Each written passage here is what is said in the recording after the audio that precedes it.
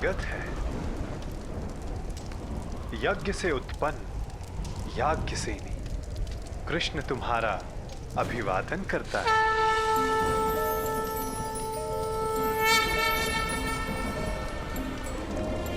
द्रुपद पुत्री द्रौपदी, कुमारी चापि पांचाली वेदी मध्य समुत्थिता सुहागा दर्शनीयांगी स्वसीताय तलोचना।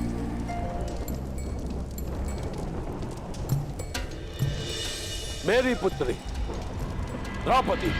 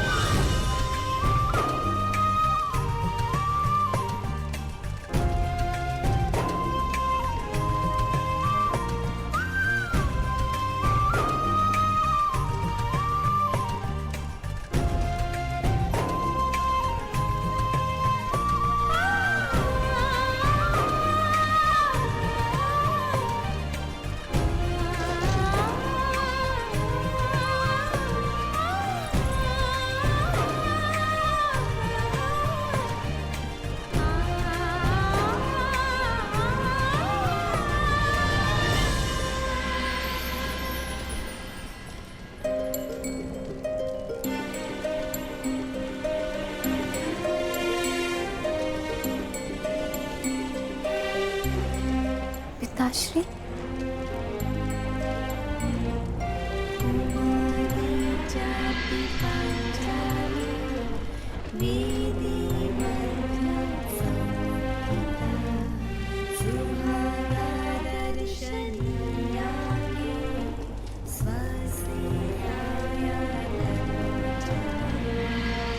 पुत्री, तुम मेरी प्रार्थनाओं का प्रसाद हो। आज्ञा कीजिए पिताश्री, मेरे जीवन का प्रयोजन क्या है? अर्जुन,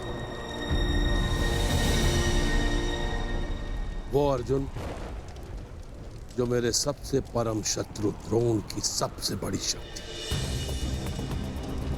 उसी धनुर्धारी वीर अर्जुन से विवाह तुम्हारे जीवन का प्रयोजन है पुत्र।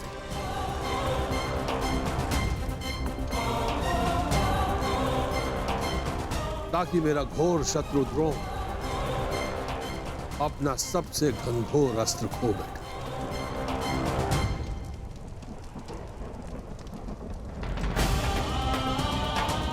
अर्जुन,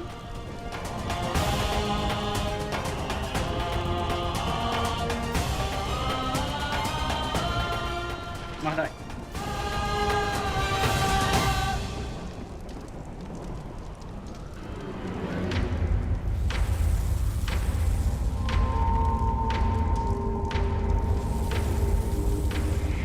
क्या अर्जुन?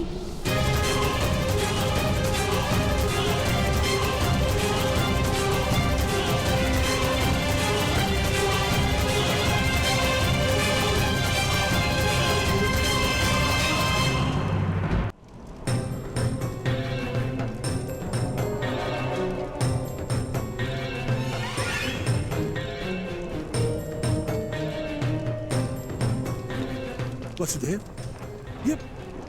ये कैसे संभव है?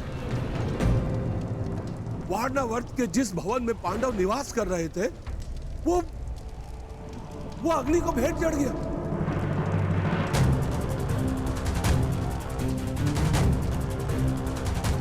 पांचों पांडव और उनकी माता काल के ग्रास में समा गए।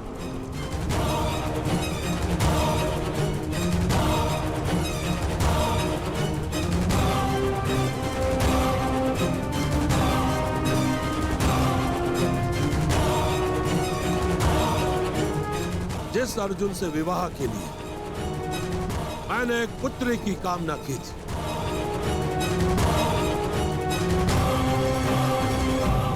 जब वो अर्जुन ही नहीं रहा तो मुझे इस पुत्री की कोई आवश्यकता नहीं।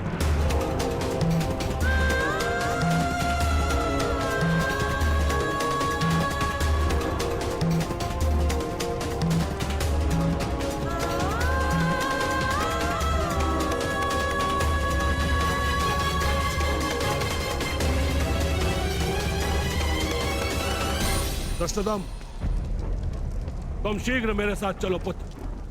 हमें तुरंत द्रोण का विनाश करना है।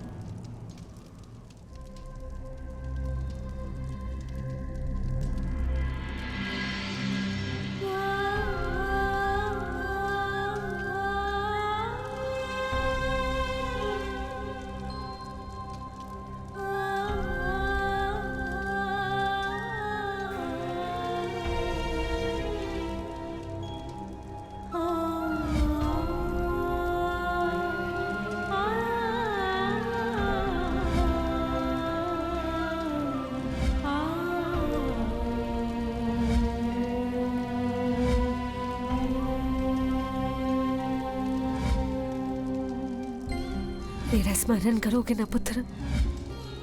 मेरे पुत्र को अपना अनुज मानकर उनका रथ हाँको।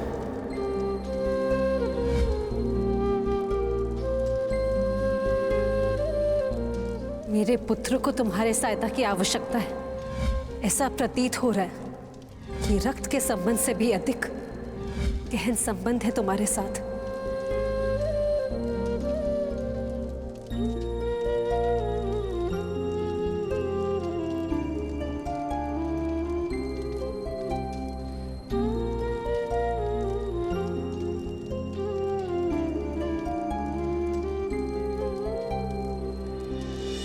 सदा परिवर्तन चाहा, परिवर्तन अन्याय के विरुद्ध, परिवर्तन छल प्रयोग के विरुद्ध।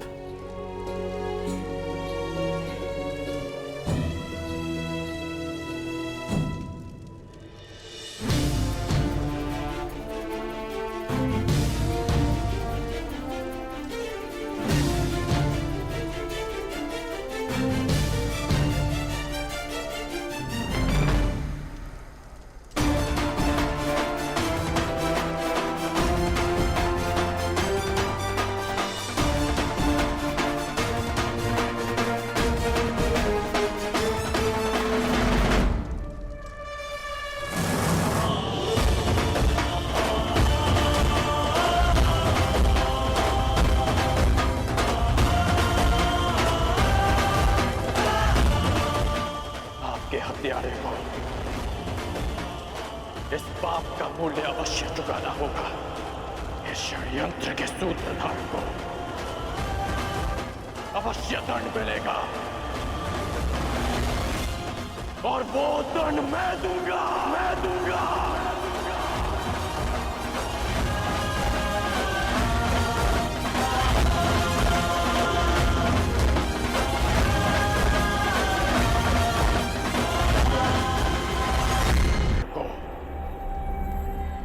अवश्य दंड मिलेगा और वो दंड मैं दूंगा, मैं दूंगा, मैं दूंगा।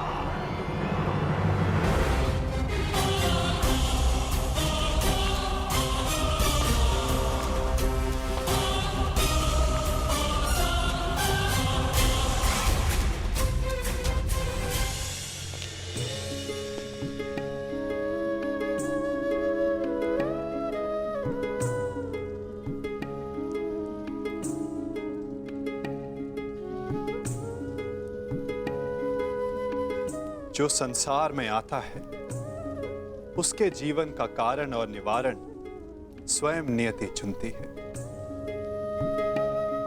तुम्हारे जीवन का लक्ष्य मात्र अर्जुन से विवाह करना नहीं है,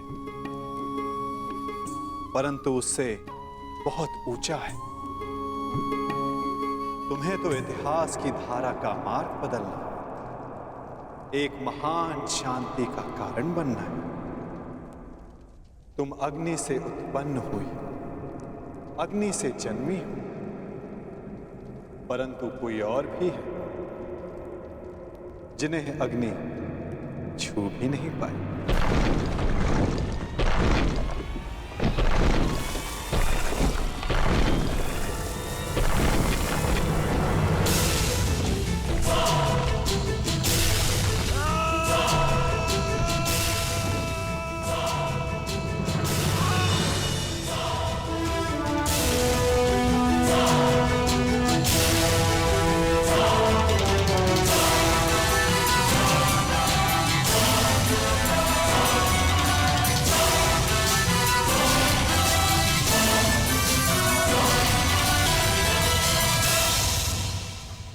ईश्वर का धन्यवाद, आप सभी लोग सुरक्षित आ गए युवराज। सुरक्षित तो हम तभी हो गए थे जब काका श्री विदुर ने हमें षड्यंत्र के बारे में बता दिया था। विदुर काका श्री ने मलेच्छ भाषा में संदेश भेजा है। ये एक लाक्ष्य ग्रह है। इसका निर्माण लाख घी और लकड़ियों से किया गया है। ये हमें भस्म करने के लिए बनाया गया है। हमें यहां से बच निकलने की योजना बनानी होगी। रोचन ने आज रात्रि हमें भोज का निमंत्रण दिया है। इसका तात्पर्य समझते हो? हमें विषयुक्त भोजन कराना चाहता है ताकि हम यहां से बचकर ना निकल सके। रोचन आ रहा है। भोजन के पश्चात किस किस को क्या क्या करना है, योजना स्मरण रखना। रोचन की भारिया अपने 5 पुत्रों के साथ यहाँ उपस्थित है। आज भोजन के समय आपको अपना एक आभूषण रोचन की भारिया को भेंट देना होगा। न जाने अब भरपेट भोजन फिर कब करने को मिलेगा। आज पांडवों का नाश होगा। कुमार दुर्योधन का मंतव्य सफल होगा। सब ठीक है ना? बालक सुरक्षित है ना? नहीं, तनिक आंख लग गई। बालक भवन में ही सो रहा है। मूर्ख! शीघ्रता करो, ये लाक्षाग्रह है, क्षण भर में भस्म हो जाएगा।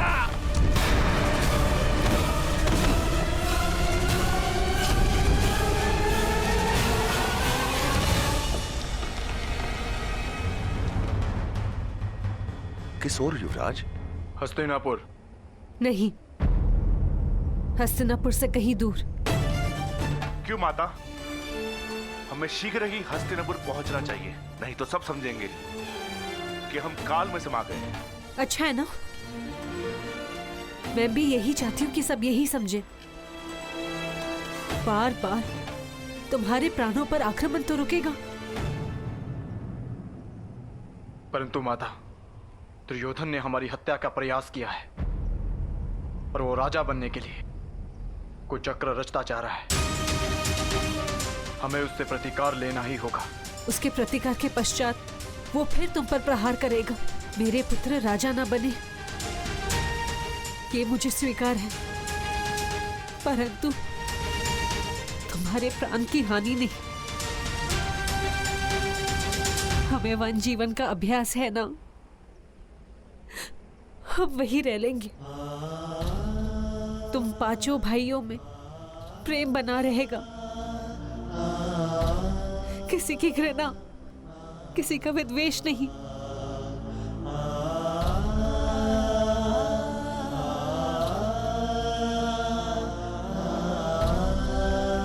हम हस्तिनापुर नहीं जाएंगे। अपनी माता की विनती नहीं मानोगे?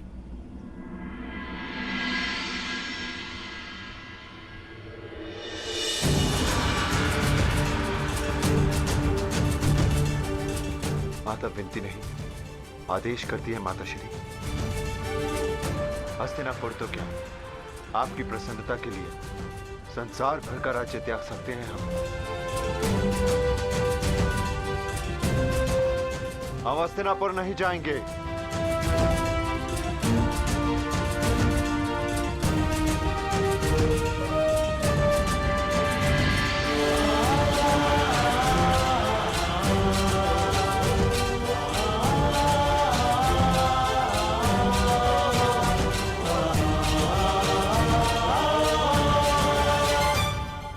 परंतु दुर्योधन को उसके किए का दंड देना होगा।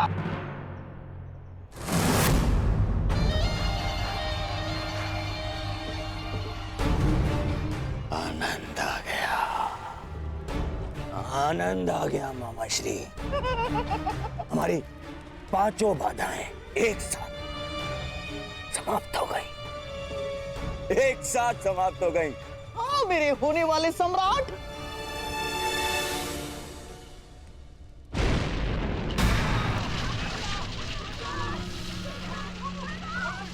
मामा श्री कोलाहल कैसा?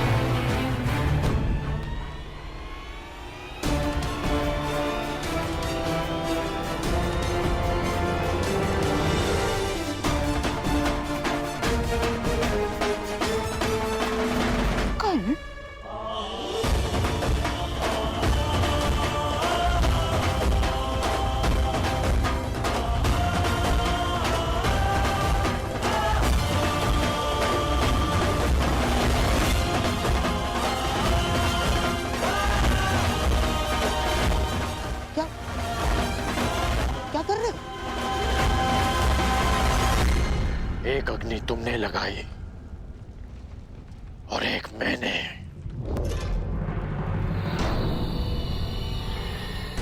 हाँ, मैं सब जान गया हूं।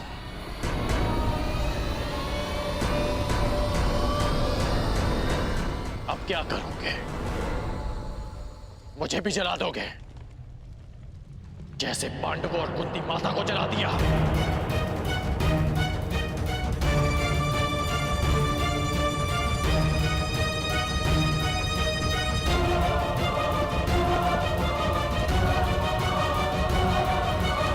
मित्रगण, ये सब क्या हो रहा है? वारणा व्रत की अग्नि है ये।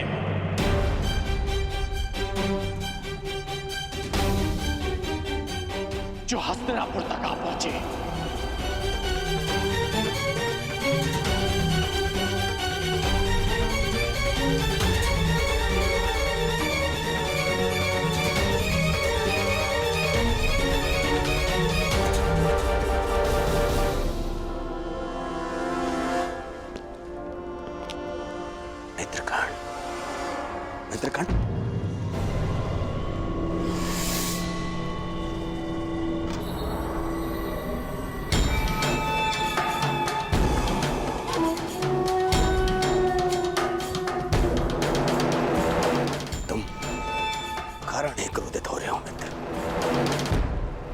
पांडव शत्रु थे, उनका नाश कर दिया आवश्यक था।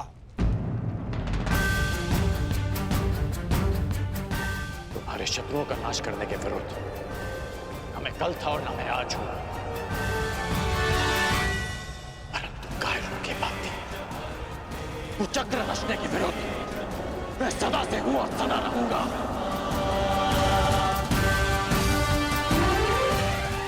क्या तुम्हें अपने मित्र के शस्त्र बल पर बिल्कुल विश्वास नहीं था?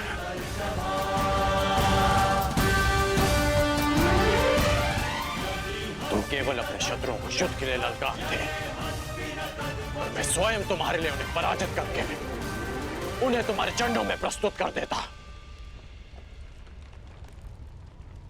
यही तो तुम्हारी समस्या है कर्ण। तुम सदा शस्त्र उठाने को तत्पर रहते हो, परंतु राजनीति में युद्ध केवल रणभूमि में नहीं होते और ना ही शस्त्रों से लड़े जाते, क्योंकि षड्यंत्र ब्रह्मास्त्र से भी अधिक घातक अस्त्र होता है, और जिनको बातों से बुद्धि से परास्त किया जा सकता है, उनके लिए युद्ध क्यों? हाँ,